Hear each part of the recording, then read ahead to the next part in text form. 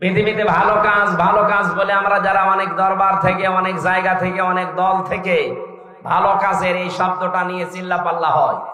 ভালো কাজ কোনটা, এইটা আজকে কোরআন দিয়ে আমরা জানবো। এরপরে সামনে আমাদের জীবন ওই ভালো কাজে লাগাবো ইনশাআল্লাহ।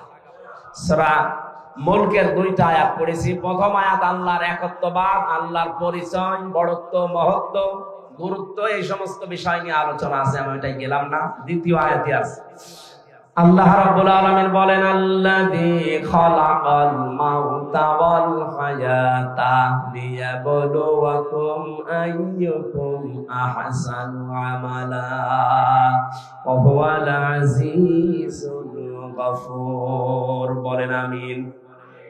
রাব্বুল আলামিন বলেন সূরা মুলকের 2 নম্বর আয়াতে, তিনি সে আল্লাহ যিনি তোমাদের মউত আর হায়াত বানিয়েছেন একটা পরীক্ষা করার জন্য, যে সবচাইতে বেশি ভালো কাজ করে তার কাছে যেতে পারে। আমরা যেহেতু সবাই যাওয়া লাগবে, এটা আপনি যেতে চান আর না চান যাওয়াই লাগবে, এটাই ফাইনাল। কথা বলেন। যাওয়ার আগে আল্লাহ দেখতে চাই আইয়ুকুম আহসানু আমালা, সবচাইতে ভালো কাজকে তার কাছে নিয়ে যেতে পারে। আল্লাহ কিন্তু আমাদের কাছে বেশি কাজ চান না, তিনি ভালো কাজ চান। তাফসীর পড়তে গিয়ে আয়াতের তাফসীরে হক্কানিতে পেয়েছি, কোন মানুষ যদি কোন কাজকে ভালো কাজ হিসাবে রূপ দিতে চায়, 4টা বিষয় লাগবে। আপনি আমি ভালো কাজ মনে করে করলে ওটা ভালো হবে না। ওটার শর্ত কয়টা? 4টা। বলেন বলেন। 1 নম্বরে ভালো কাজ করতে হলে ওই বিষয়ে জ্ঞান লাগবে, যেটা আরবিতে এলেম বলে। যে কোনো কাজ করার আগে ওই বিষয়ের জ্ঞান অর্জন করা লাগবে আগে। 2 নম্বরে আপনার নিয়ত হওয়া লাগবে পরিশুদ্ধ। দুনিয়ার মানুষকে দেখে ভালো বলবে, কে খারাপ বলবে না। এই কাজটা আমি করছি আমার মালিকের জন্য। জোরে বলেন আল্লাহু আকবার। 3 নম্বরে এই কাজ করতে গেলে যদি বাধা বিপত্তি আসে, ধৈর্য ধারণ করা লাগবে। 4 নম্বরে এই কাজের ভেতরে ইখলাস লাগবে। বলেন কি লাগবে? এই 4টা বিষয় আমি বাস্তবে অনেকের ভেতরে পাচ্ছি, এজন্য তাদের কাজগুলো আমার কাছে ভালো মনে হয়। আজ দেখেন এই দেশে কত মানুষ কত কাজ করার পরে ভালো কাজ বলে চালিয়ে দিচ্ছে, কিন্তু কাজটা সম্পর্কে সঠিকভাবে তথ্য জানা না থাকার কারণে কাজটা হওয়ার আগেই ভেঙে পড়ছে। কুষ্টিয়ায় মেডিকেল কলেজ বানিয়েছে। আমি যখন জেলখানায় ছিলাম, পত্রিকায় দেখলাম নাকি ছাদ ভেঙে পড়ে একজন অসুস্থ আহত অবস্থা। দেখেন কাজটার জন্য কত কোটি টাকা বাজেট হয়েছিল, কিন্তু ভালো কাজ হয়নি। রডের বদলে হয়তো বাঁশ দিয়েছিল। কথা বলে না কেন? আল্লাহ আপনার কাছে বেশি কাজ চান না, আল্লাহ চান ভালো কাজ। বলেন তো কি কাজ? ভালো কাজের প্রথম শর্ত ওই বিষয়ে জ্ঞান লাগবে। বাংলাদেশ জামাত ইসলামী আর ইসলামী ছাত্র শিবির, ইসলামী ছাত্রী সংস্থা, আমি যা দেখেছি বাস্তবে এইটাই যাচ্ছে। যাকে সেই লাইনে উঠাতে চাই ওই লাইনের অভিজ্ঞ করে তুলে দিচ্ছে। আপনি বিচারপতির লাইনে, অ্যাডভোকেটের লাইনে, আইনজীবীদের লাইনে, ডাক্তারের লাইনে, ব্যবসায়ীর লাইনে, যে লাইন বলেন আপনি তাকান, জামাত ইসলামী শিবিরের লোক যে লাইনে আছে দেখবেন ওই বিষয় অভিজ্ঞ। আমি তো তাই পেয়েছি। অ্যাডভোকেটদের ভেতরে এখন সারা দেশে একজনের নাম শোনা যায় বেশি, অ্যাডভোকেট শিশির মুনির। শিবিরের কেন্দ্রীয় সেক্রেটারি ছিল। সুবহানাল্লাহ বলতে পারেন নাই? অন্য কত বড় বড় দলের রাজনৈতিক দলের কেন্দ্রীয় সেক্রেটারি, সভাপতি তো আমরা দেখতে পাচ্ছি, তাদের এখন সব ফইলের বিড়াল বের হচ্ছে। শরীয়তপুরের একজন, নাম নিলাম না, সে ছিল বাংলাদেশ ছাত্রলীগের সভাপতি। তার যে কত টাকা এই 15 বছরের ভেতরে হয়েছে সে জানে আর আল্লাহ জানে। কোন এই মানুষগুলো দায়িত্ব পায়নি কোনদিন।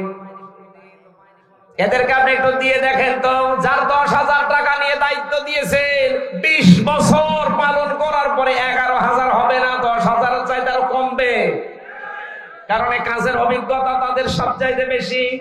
চিকিৎসা বিভাগের দিকে তাকান, আমি তাকিয়ে দেখেছি ফরিদপুরের ডাক্তার শাহিন জাদ্দার, খুলনার ডাক্তার মতিয়ার রহমান, চট্টগ্রামের ডাক্তার আশিকুর রহমান, যতগুলো ডক্টর আমরা পাচ্ছি সব এই বিষয়ের এক একজন সর্বোচ্চ অভিজ্ঞতা সম্পন্ন। ডাক্তার মতিউর রহমানের নাম বললাম, সারা পৃথিবীর ভেতরে 8 জনের নাম পেয়েছি আমরা, যে মানুষগুলো অপারেশন করে ছাড়া কম্পিউটারের মাধ্যমে পিত্তথলির পাথর বের করার অভিজ্ঞতা সবচাইতে বেশি। শুধু বাংলাদেশ না, সারা পৃথিবীর ভেতরে, তার ভেতর উনি একজন। এই মানুষগুলো সব এখান থেকে তৈরি হওয়া। এখানে ভালো কাজ যদি আমরা করতে চাই, আগে ওই বিষয়ের অভিজ্ঞতা থাকা লাগবে, আমাদের এলেম থাকা লাগবে, জ্ঞান থাকা লাগবে। 2 নম্বরে কি বললাম, এলেম থাকলেই হবে না, ওই বিষয়ে নিয়ত ঠিক করা লাগবে। বাস্তবে আমি যতটুকু ওয়াজ করছি আমি দেখতে পাচ্ছি এদের নিয়ত 100-তে 100 ভাগ শহীদ। 3 নম্বরে ধৈর্য ধারণ করা, এটাও আমি পেয়েছি। টিকে থাকতে গিয়ে 15.5 বছরে কত ধৈর্যের পরীক্ষা যে দেওয়া লেগেছে ওই জায়গাগুলোতে, আপনি হয়তো বাস্তবে টের পাননি, আমি নিজে টের পেয়েছি। বৈষম্য বিরোধী ছাত্র আন্দোলন এমনি শুরু হয়নি, 15.5 বছরে ফার্স্ট ক্লাস ফার্স্ট হওয়ার পরেও 80 রোল নাম্বার সে জায়গায় চলে যায় টাকা দিয়ে, আর 1 রোল নাম্বার সে চলে যায় একেবারে পেছনের লাইনে। এই কারণে আন্দোলন আরম্ভ হয়েছিল। সুতরাং ধৈর্যের পরীক্ষায় তারা উত্তীর্ণ হয়ে গেছে। 4 নম্বরে যেটা ইখলাস, এটা আমার ছাড়া তো আপনি বেশি বুঝবেন না, আমি তো নিজে পরীক্ষা করে দেখছি ইখলাস কার ভেতরে বেশি। এমন একটা দলের নাম বলছি যে দলে লক্ষ লক্ষ মানুষ এই দেশে এখন, কিন্তু একটা বেনামাজি নেই। সুবহানাল্লাহ বলতে পারেন না? একটা দুর্নীতি করেছে এমন প্রমাণ নেই, অথচ তারা রাষ্ট্রের বড় বড় দায়িত্ব পালন করেছে। চরিত্রহীন নেই, জেনাখোর নেই, এমনকি বিড়ি খায় এমন মানুষ এই দলে নেই। এর চাইতে আস্থার জায়গা যদি কোনো জায়গায় পান, আপনি আমারে নিয়ে চলেন, আমি সেখানে যাব। কিন্তু এর চাইতে আস্থার জায়গা যদি না থাকে, আহ্বান জানাচ্ছি ফিরে আসেন। বলবেন যে আমরা তো দাওয়াত দেয়নি, দাওয়াত দিয়ে গেল। এরপর যদি আপনি দাওয়াত না মেনে উল্টা দিকে যান, এটা আপনার কপালে আগুন লাগবে, আমার আর কিছু করার নেই।